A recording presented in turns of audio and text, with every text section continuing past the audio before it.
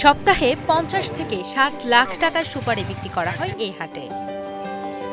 মৌসুমের ৩ মাসেই কোটি কোটি টাকার সুপারি বিক্রি করা হয় বলে জানান স্থানীয় একজন ব্যবসায়ী। কোটি কোটি টাকার মাল বেচাকেনা হয় ৩ মাসে, ৫০-৬০ লক্ষ টাকার বিক্রি হয় প্রতি সপ্তাহে। পটুয়াখালীর কলাপাড়া উপজেলার নীলগঞ্জের সাপ্তাহিক হাট এটি, যেখানে ভোর থেকেই শুরু হয় সুপারির বেচা বিক্রি।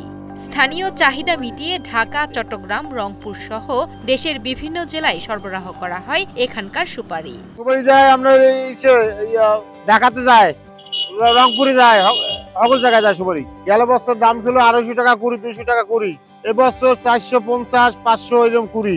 এবছর ফলন হয়েছে কম, অসম্ভব ফলন কম হয়েছে। গাছে মাল নাই, আর ১ মাস পর মানুষ কাঁচা সুপারি পাবে না। আর ভিতরে ভালো মাল, ফলন কম, খুব ভালো সুপারি। আকার ও জাত ভেদে সুপারি পাইকারি বাজারে প্রতি কুড়ি ৫০০ থেকে ৬০০ টাকা দরে বিক্রি করা হয়। চলতি বছর সুপারির ফলন কম হলেও দাম বেশ ভালো বলে জানান স্থানীয় ক্রেতা বিক্রেতারা। গেল বছরে এবছরে একটু ফলন কম, সব জায়গায় দেখি ফলন কম, তবে সুপারির দাম আগের চেয়ে একটু বেশি। কাঁচা সুপারি পাইছি, এটাই অনেক ভালো লাগলো। যারা পান খায় তাদের জন্য কাঁচা সুপারিটা একটা আকর্ষণীয় কিছু, মৌসুমে একটা সুপারি। চলতি বছর পটুয়াখালী জেলাতে ৮,৮২০ হেক্টর জমিতে সুপারির আবাদ হয়েছে। এবছর সুপারির ফলন কম হলেও কৃষকরা দাম ভালো পাচ্ছেন বলে জানান পটুয়াখালী জেলা কৃষি সম্প্রসারণ অধিদপ্তরের উপপরিচালক আলহাজ নজরুল ইসলাম।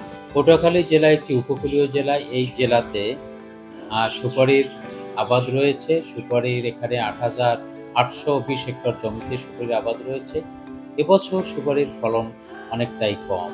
কৃষকদের ধারণা অনুযায়ী গত বছরের চেয়ে এবারে ৩ ভাগের ২ ভাগ সুপারি উৎপাদন হয়েছে, কিন্তু কৃষকরা আবার বাজার মূল্য ভালো পাচ্ছেন।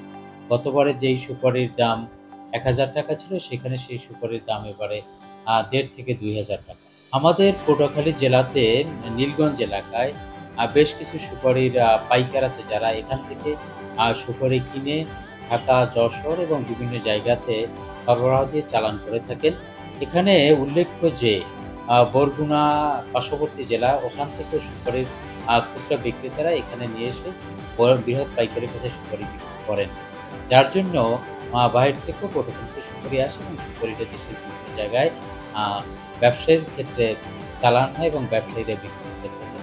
আপনারা জানেন যে আশ্বিন এবং কার্তিক মাসটা আমাদের এই অঞ্চলে আমন ধান তখন মাঠে থাকে, আমন ধান পাকে না, কর্তন উপযোগী হয় না।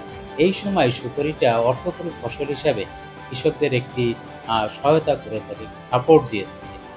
বেশিরভাগ প্রান্তিক কৃষক, ক্ষুদ্র কৃষক এই সময় সুপারি বিক্রি করে তাদের পারিবারিক দৈনন্দিন চাহিদা পূরণ করে থাকে।